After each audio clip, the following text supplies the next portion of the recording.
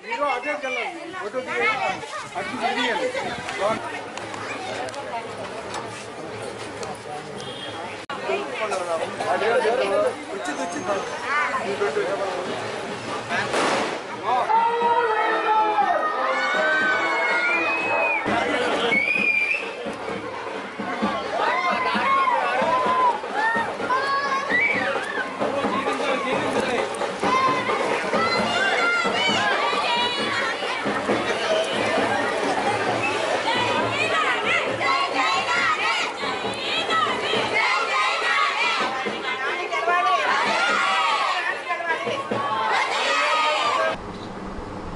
For housing 5 సంవత్సరాల టైంలో ఒక్క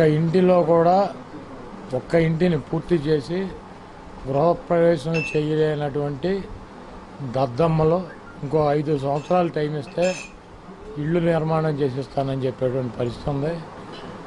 ఈరోజు ఇక్కడ ఉన్నటువంటి చోటా మోటా నాయకుల నుంచి అక్కడ ఉన్నటువంటి చంద్రబాబు నాయుడు వరకు రోజు ఒక కొబ్బరికాయ కావాలి, వాళ్ళకి పేపర్లో ఫోటో కావాలి, మెడలో కండువా కావాలి, భుజాల మీద శాల్వా కావాలి. ఇలా బతుకులన్నీ ఈ 5 సంవత్సరాల నుంచి ఎవరో ఒకళ్ళని పిలిపించుకోవటం, డప్పు కొట్టించుకోవటం, ఒక శంకుస్థాపన అని చెప్పి ఒక కొబ్బరికాయ కొట్టడం, ఒక మెడలో ఒక దండేయించుకోవటం, శాల్వా కప్పించుకోవటం, మీరు పగలు తీశారు పొడిచారని చెప్పి చెప్పించుకోవటం, వెళ్ళిపోవటం.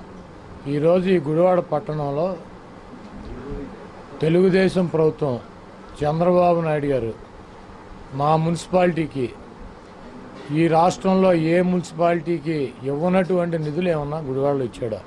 13th ఫైనాన్స్ కానీ, 14th ఫైనాన్స్ కానీ, ఎస్సీ ఎస్టీ సబ్ ప్లాన్ కానీ, జనరల్గా అన్ని మున్సిపాలిటీకి వచ్చేటువంటి నిధులు గుడివాడ మున్సిపాలిటీకి వచ్చినాయి. దానికి తెలుగుదేశం చైర్మన్ ఉన్నా వచ్చినాయి, వైసీపీ చైర్మన్ వచ్చినాయి, అసలు చైర్మన్ చచ్చిపోయిన మున్సిపాలిటీలకు కూడా వచ్చినాయి. కాబట్టి ఈ చైర్మన్ పద్దాకా నేను వెళ్ళాను, బాబుని కలిశాను, బాబు నాకు ఇచ్చాడు అని సొల్లు కబుర్లు చెబుతా బతుకుతున్నాడు 5 సంవత్సరాల నుంచి. నేను ఒకటే చెప్పదలుచుకున్నా, ఈ గుడివాడలో పేద ప్రజలకు ఇళ్ల నిర్మాణం కోసం 98 ఎకరాల ల్యాండ్ ఎక్వైర్ చేసినటువంటి మహానాయకుడు వైఎస్ రాజశేఖర రెడ్డి గారు ఈరోజు 1200 ఇళ్ళు నిర్మాణం మొదలుపెట్టి 3300 దగ్గర ₹1,00,000, 50,000, 25,000 వసూలు చేసినటువంటి దుర్మార్గులు వీళ్ళు. ఈరోజు 1200 మందికి అలాట్మెంట్ లేదు, 1200 ఇళ్లని 3,500 మందికి అలాట్మెంట్ చేసామని చెబుతున్నారు. మేము అధికారంలోకి వస్తే ఆ 98 ఎకరాల్లో 10,000 మందికి ఇళ్ళు నిర్మాణం చేసిస్తాం. ₹1 కూడా లోన్ తీసుకునేటువంటి పరిస్థితి లేదు. లబ్ధిదారుల దగ్గర ₹1 కూడా తీసుకోకుండా పూర్తిగా 100% ప్రభుత్వ ధనంతో ఇల్లు నిర్మాణం చేసి లబ్ధిదారుల గృహిణి పేర ఇల్లు రిజిస్ట్రేషన్ చేసి అప్పు చెబుతామని చెప్పి ఇప్పటికే మా మేనిఫెస్టోలో జగన్మోహన్ రెడ్డి గారు ప్రకటించాడు. ఈ ఇళ్లకు ఇచ్చినటువంటి ₹3,60,000 బ్యాంకు రుణాన్ని కూడా ప్రభుత్వమే చెల్లిస్తుంది, రద్దు చేస్తాం. అదేవిధంగా వాళ్ళు కట్టినటువంటి డబ్బులు 25,000 ఇచ్చినా, 50,000 ఇచ్చినా, 1,00,000 ఇచ్చినా ఆ డబ్బుల్ని కూడా వాపస్ ఇచ్చేటువంటి కార్యక్రమం కూడా చేస్తానని చెప్పి జగన్మోహన్ రెడ్డి గారు ప్రకటించడం జరిగింది. తప్పకుండా ఇళ్ళు లేనటువంటి నిరుపేదలు, ఇళ్ళు తీసుకున్నటువంటి నిరుపేదలు జగన్మోహన్ రెడ్డి గారికి ఓటేసి ఆయన గెలిపించినప్పుడే మీ ఇళ్ళు మీ సొంతమయ్యేటువంటి పరిస్థితి ఉంటుంది. అదేవిధంగా పిల్లలకి చదువుకుంటాకి 10th క్లాస్ వరకు ₹15,000 అమ్మఒడికి అని చెప్పిస్తానన్నారు. 10th క్లాస్ అయిపోయినా ఫీజు రియంబర్స్మెంట్లో 100% చదివిస్తానని చెప్తున్నాడు జగన్మోహన్ రెడ్డి గారు.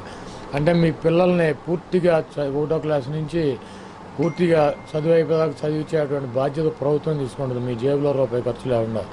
మీకు ఆరోగ్య సమస్యలు వచ్చి మీ కుటుంబంలో ఎవరన్నా హాస్పిటల్కి వెళ్తే ₹1,000 దాటి బిల్లు అయితే అది ఏ జబ్బు అయినా కానివ్వండి ప్రభుత్వమే చెల్లించేటువంటి ఏర్పాటు చేస్తానని చెప్పి జగన్మోహన్ రెడ్డి గారు చెప్పడం జరిగింది. ఆరోగ్యం పట్ల, విద్య పట్ల, అదేవిధంగా పేదవాడు ఉండటానికి నివాసం పట్ల మేము మొట్టమొదటి ప్రయత్నం మా ప్రభుత్వం ఇస్తుంది. అదేవిధంగా వృద్ధులకి, వితంతువులకి, వికలాంగులకి 65 సంవత్సరాలు ఉన్నటువంటి పెన్షన్ వయసుని 60 సంవత్సరాలు తగ్గించడం, వాళ్ళకి ₹3,000 ప్రభుత్వం రాగానే ₹3,000 పెన్షన్ చేస్తానని చెప్పి జగన్మోహన్ రెడ్డి గారు స్పష్టమైనటువంటి హామీ చేయడం. కుటుంబంలో ఒకళ్ళున్నా, ఇద్దరున్నా, ముగ్గురున్నా, నలుగురున్నా 60 సంవత్సరాలు దాటి వాళ్ళు కుటుంబానికి పెన్షన్కి అర్హులైతే కనుక 100% ఒకళ్ళున్నా, ఇద్దరున్నా, ముగ్గురున్నా, ఎంతమంది ఉన్నా వస్తుంది.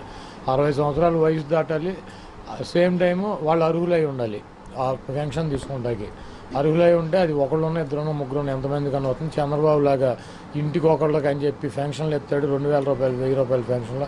ఈయనకి మాత్రం ఇంటికి 4-5కి, ఈయన బామ్మర్దికి ఒక ఎమ్మెల్యే పదవి, ఈయన కొడుకు ఒక మంత్రి పదవి, ఎమ్మెల్సీ పదవి, ఈయనకు ఒక ముఖ్యమంత్రి పదవి, మళ్ళీ ఈయన బామ్మర్ది అల్లుడికి ఒక ఎంపీ పదవి, వీడు మాత్రం పంచుకుంటారు. కాబట్టి ఆ రకంగా కాకుండా ఇంట్లో ఎంతమంది ఉన్నా కూడా ఇచ్చేటువంటి పరిస్థితి ఉంటుంది.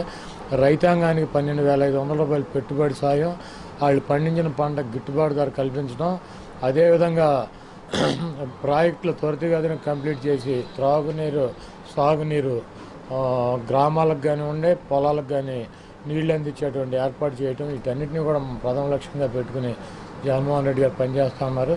చాలామంది సన్నాసులకి, యాదవులకి ఈ రాష్ట్రంలో ఉన్నటువంటి ప్రజానీకం మరి అవకాశం ఇచ్చారు ముఖ్యమంత్రి అవడానికి. జగన్మోహన్ రెడ్డి గారు చిత్తశుద్ధితో పనిచేస్తానని చెప్పి 9 సంవత్సరాల నుంచి ఆయన పడేటువంటి కష్టాన్ని మనందరం చూసాం.